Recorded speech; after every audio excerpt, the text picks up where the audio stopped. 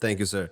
Sir, as you mentioned that you had a chance of working as an interpreter in these elite groups, we want to have an idea. Just give us an idea how these meetings work when two big elites meet with each other. How is the meeting environment? How much depends on that moment, on the personalities at that time, and how much homework is usually done? Because being an interpreter is like being very, very close, in fact, being in the middle of everything. So just give us a little window into this. How was it interacting with all these leaders while being in between?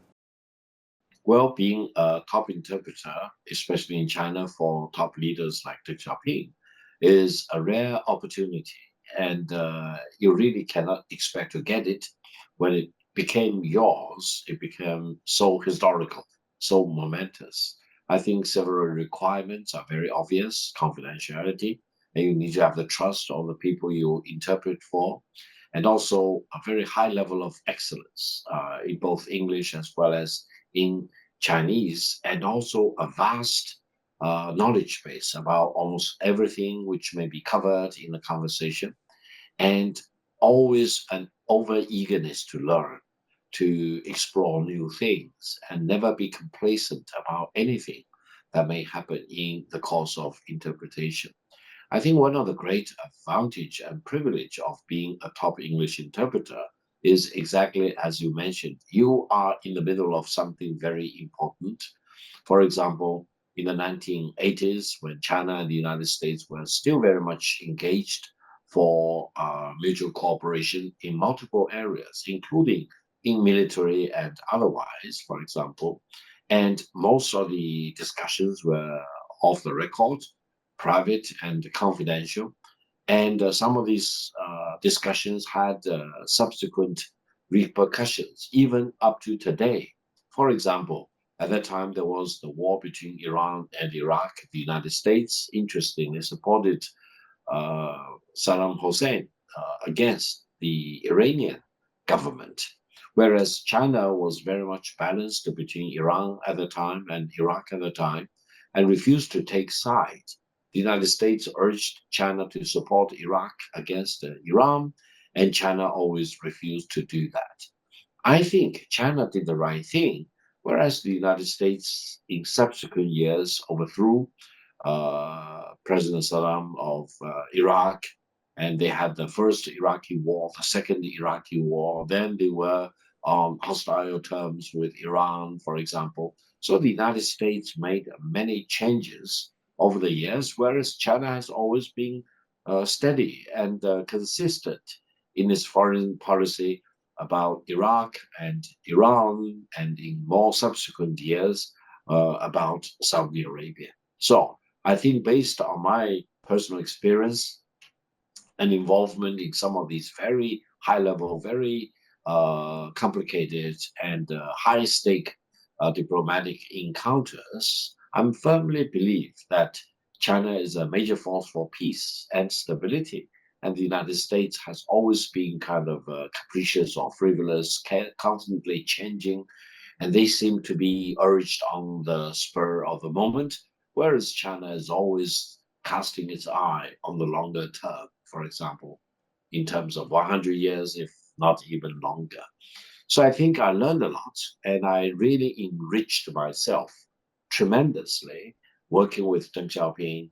And I worked for more than 20 of his very important meetings with incoming English speaking global leaders, mostly from the United States, of course, but also from many other countries, including, as I mentioned, the leader in Pakistan, the visiting president from Bangladesh, and the prime minister from Australia, from New Zealand, and I also accompanied quite a few top Chinese leaders on major overseas trips to countries in America, in Europe, in Oceania, you name it. So I think a lot of what you know about Victor Gao had its foundation in the 1980s when I was with the Chinese Foreign Service as a top English interpreter.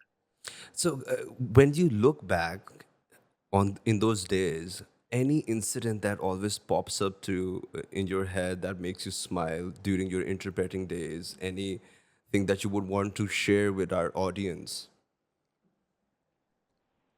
Well, there are so many things or anecdotes. Some would make you smile, as you mentioned. Some may make you weep or cry.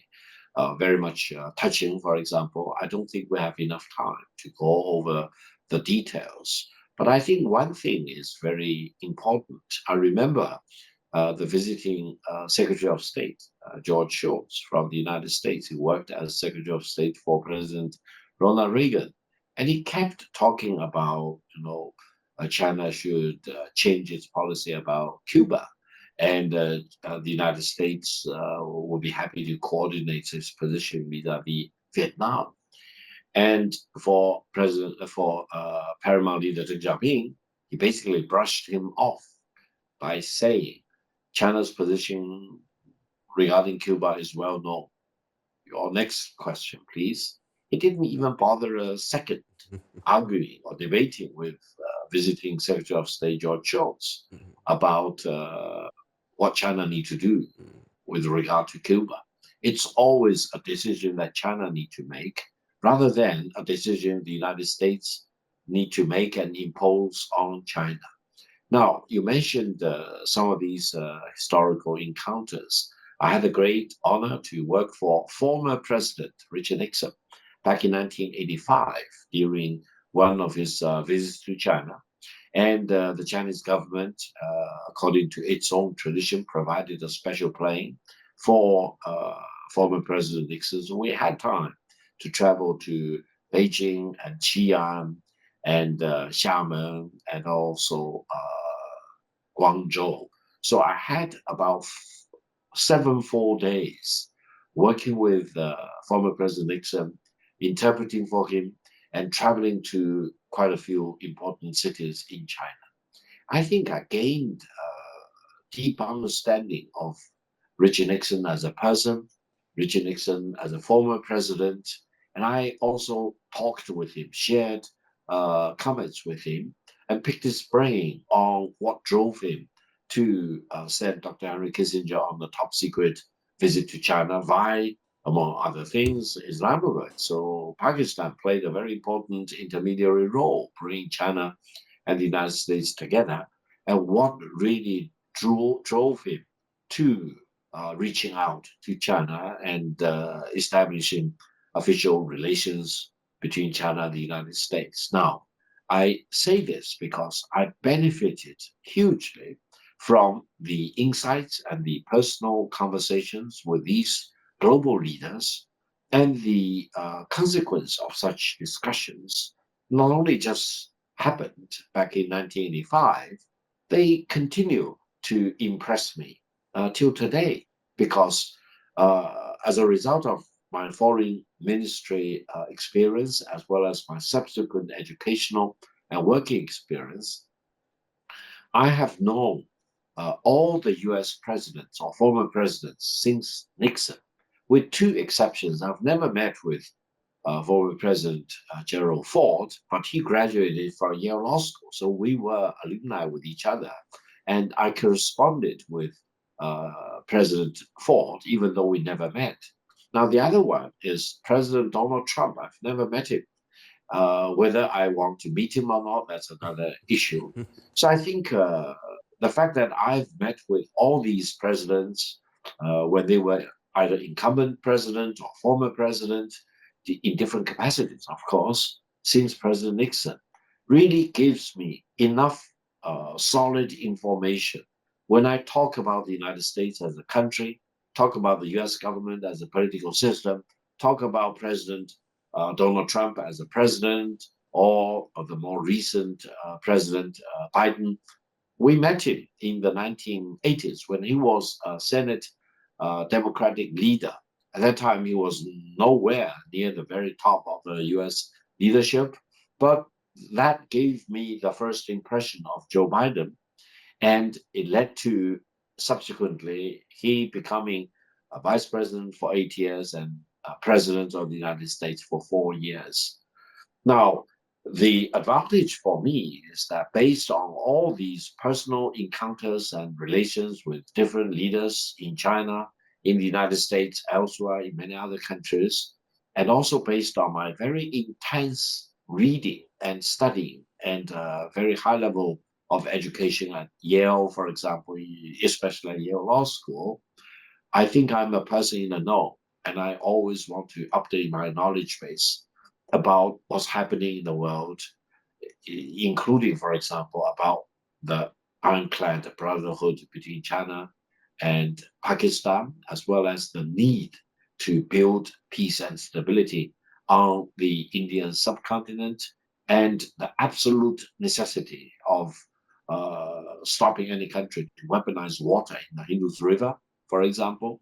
And I think I never make a comment out of the blue or in a vacuum. I always put a comment of mine in a historical context, meaning I have tremendous amount of responsibility when I make a comment in the public media, because the worst I can do is to mislead anyone or any country. And the best I can do is to make a positive impact, either by clarifying a particular issue or explaining a particular issue for different audiences with the aim of building up peace and opposing war. Professor Victor Gao, it's always very mesmerizing listening to you. Um, uh, as you said, as you mentioned Donald Trump and your history with indulging with the elites of the world, how do you see America's, US, and China's relationship from 80s till now? Is it on a downward trajectory? Was it on an upward trajectory? Uh, is it going up and down with the presidencies changing through time in America? How do you see this? Well, there are several comments I can make. One is that President Trump, who is the president, the commander in chief of the military forces in the United States, who needs due recognition as respect as the president of the United States, is a very extraordinary, a very unusual president in historical terms. When I worked with former President Nixon, President Reagan at that time, and Vice President George H.W. Bush, who later became the president, and when I worked with Clinton, when he was still running for the presidency, and we went to the same Yale Law School. So after he retired from the White House, we met again for quite a few days in Beijing. And when I met with, for example, George W. Bush, when we met in international occasions as well as in Washington, D.C., and with o- President Obama in Kuala Lumpur during one of the ASEAN summit meeting over there. I think I never could have expected that there will be a president like President Donald Trump. But that decision is made by the American people, and they deserve whatever kind of president that they have chosen. So we need to deal with that with a lot of humiliation and also high level of responsibility. I would say China-U.S. relations are at the worst period ever since 1971, when Dr. Henry Kissinger made a secret visit, and when President Richard Nixon made a historic state visit to China in 1972, and when Paramount leader Deng Xiaoping and U.S. President Jimmy Carter normalized relations in 1979. And then during all the subsequent years, presidents, except Joe Biden, all visited China when they were incumbent US presidents. So you can see China US relations started from zero, from scratch, went up all the way to the height, and paved the way for the end of the Cold War, and really brought tremendous amount of wealth to China as a nation, as well as to the United States. And the two countries became highly intertwined with each other. And by now, the United States and China are the two largest economies in the world. And China is larger than the United States if we use purchasing power parity as the benchmark. And China is much larger than the United States for a whole range of products. We have a list. It's more than 200 major items, including, for example, iron and steel, automobile production, you name it. And I think China wants to deal with the United States as a peer, as a partner, and China has no desire at all to impose its political system or ideology on the United States. But the United States probably is suffering from two nightmares. They worry that China will surpass the United States. As a matter of fact, as I mentioned, China is already much larger than the United States in multiple ways.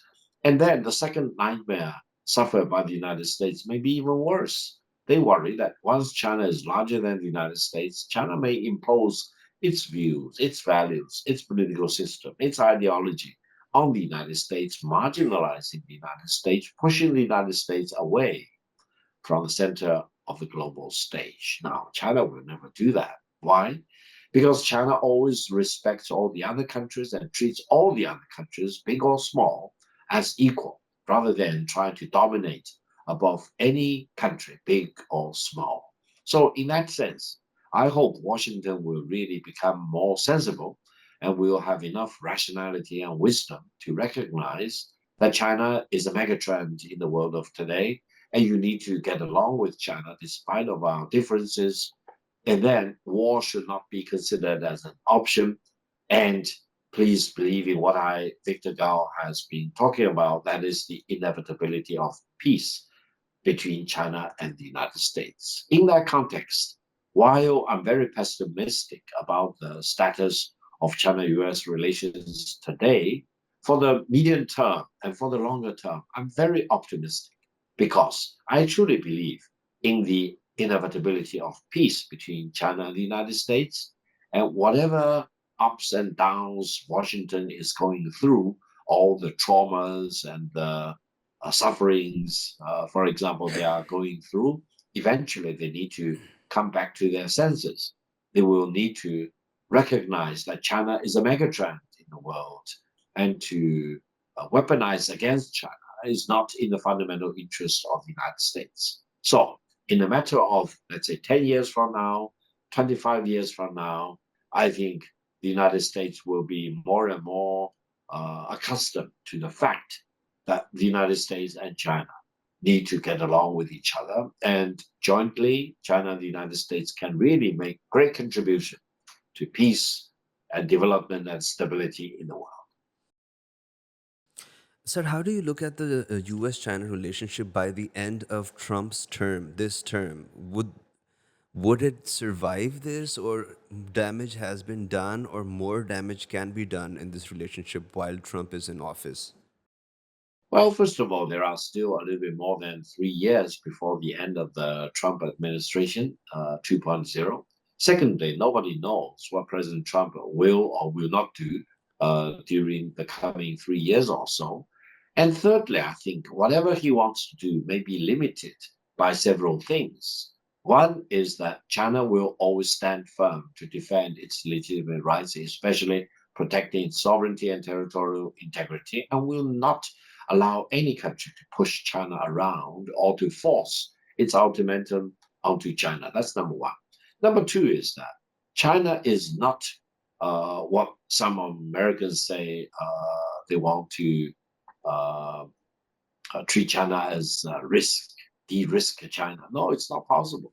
China is a combination of both opportunities and risks. And if anyone wants to de-risk something, fire him right away because you cannot de-risk. You need to engage with risk and manage risk. So I think de-risking between China and the United States is not possible, and Trump will need to realize that. So he need to eventually get along with China and try to view China as a combination of opportunities and risks. Secondly, I think President Trump eventually, sooner rather than later, will realize that the might of the United States is actually not unlimited. It's very much limited. For example, in terms of the rare earth, the United States hugely depend on Chinese support of rare earth for its national defense industry. If the United States wants to fight against China in terms of the tariff war, and China retaliates by denying any iota of rare earth materials, to the United States, I'm afraid the US defense industry will need to grind to a halt. Can you believe it? And that may not be good for the US national security or the fundamental interests of the American people. Now, on the other hand, for example, Trump is very eager to fight this trade war against China, as well as against many other countries in the world. But allow me to mention the war is the wrong war to fight. Why?